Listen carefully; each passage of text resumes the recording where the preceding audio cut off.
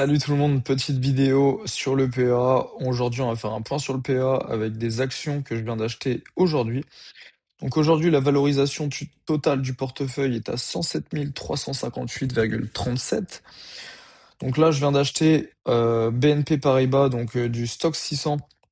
Je viens d'ouvrir une position de 50 actions à 1069 euros en totalité. Donc ce qui fait un PRU à 21 480 avec les frais inclus. Donc 1% de mon portefeuille. Je viens également d'acheter pour 1000 euros de Emerging Market où on a eu une petite baisse sur la partie asiatique, ce qui me permet de lisser mon prix à la baisse. J'avais un PRU un petit peu plus élevé, donc là vu qu'on a pris une petite baisse de 3%, ça baisse mon PRU à 40,70. Donc ce qui fait 2,8% de mon portefeuille. Et j'ai également racheté pour 1000 euros de Nasdaq. Donc là, Nasdaq, on vient de passer la valorisation à 30 000 euros, donc c'est plutôt cool, et qui fait également 28,6% de mon portefeuille. Donc sur les achats, on est sur de l'ETF synthétique, hein, justement. L'ETF synthétique, pour vous expliquer, en fait, c'est des swaps d'actions, hein. C'est-à-dire que moi, quand j'achète de la partie Asie, je détiens zéro action en Asie. C'est-à-dire que vous allez avoir l'ETF synthétique qui veut reproduire la performance de ces actions-là, par exemple Taiwan Semiconductor qui est 19%.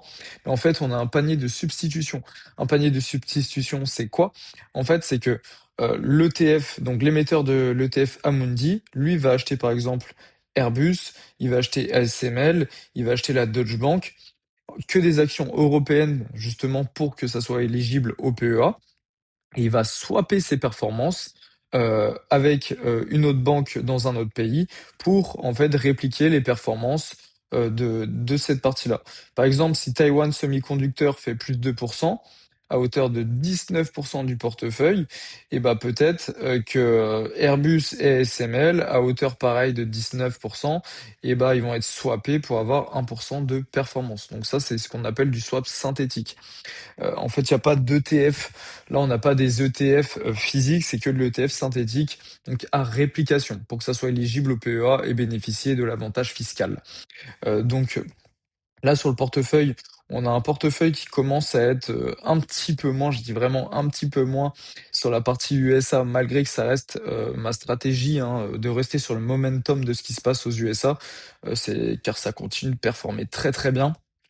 C'est rien de trop se diversifier, parfois ça tue, hein. Juste là, vous prenez du MSCI World, vous avez 1200 actions. Alors que c'est sûr que sur ces 1200 actions, vous avez 70% c'est de l'USA et sur ces 70% du USA, ça va être 80% de la tech. Donc oui, il y a une diversification en nombre. Après, ça reste quand même sur le momentum de l'IA, comme sur ce qui se passe en Asie, hein. Il y a aussi ce qui se passe avec le momentum de l'IA. À part, c'est pour ça que j'ouvre un petit peu du stock 600 également, pour avoir, même si je sais que ça va pas performer, hein, c'est pour ça que j'ouvre que 1% de la ligne, hein, donc 1000 euros. C'est déjà créer une ligne, voir comment ça évolue et voir également s'il n'y a pas des retournements. Comme il y avait un moment sur la partie CAC 40, on avait énormément le luxe. Il faut suivre le momentum. Si le luxe augmente, vous achetez une position. Quand ça commence à redescendre au niveau des chiffres d'affaires d'entreprise, vous vendez. Bon, après, ça, c'est vraiment, je le simplifie la chose. Mais moi, c'est comme ça que je réfléchis, en tout cas, pour faire du swing trading, hein. Je fais pas du trading où je viens scalper à la minute. On reste sur du journalier, comme vous pouvez le voir. Et après, on regarde les moyennes mobiles. Là, la partie Asie, j'achète parce on est encore acheteur. Coucou, coucou Bélia. Donc, on est acheteur sur la partie Asie. Donc on reste acheteur sur la partie Asie. Ce qu'il faut regarder, c'est après plutôt les résistances. Donc là, sur des résistances, moi, tant que ça continue de range dans cette partie-là, je continue à acheter. Si ça descend plus, je ferai attention que ce soit pas un retournement et qu'on ne passe pas sur une trend baissière, même si on n'est pas prêt d'avoir la trend baissière tout de suite, sur, en tout cas sur ces actions-là. Après, on va avoir la partie stock 600 également qui performe plutôt bien. Donc quand on prend les moyennes mobiles, c'est acheteur depuis très longtemps, c'est acheteur depuis novembre 2025. Donc là, on peut continuer à acheter, hein, sur le long terme, même sur le court terme, c'est pas très vendeur. Il y a peut-être eu une cassure ici, j'aurais dit que là, on aurait peut-être été vendeur et là on repassait racheteur ici, mais celui qui achetait ici, il faisait une petite plus-value, tac, de combien? Celui qui achetait, hop, donc celui qui achetait ici, il prenait 18%.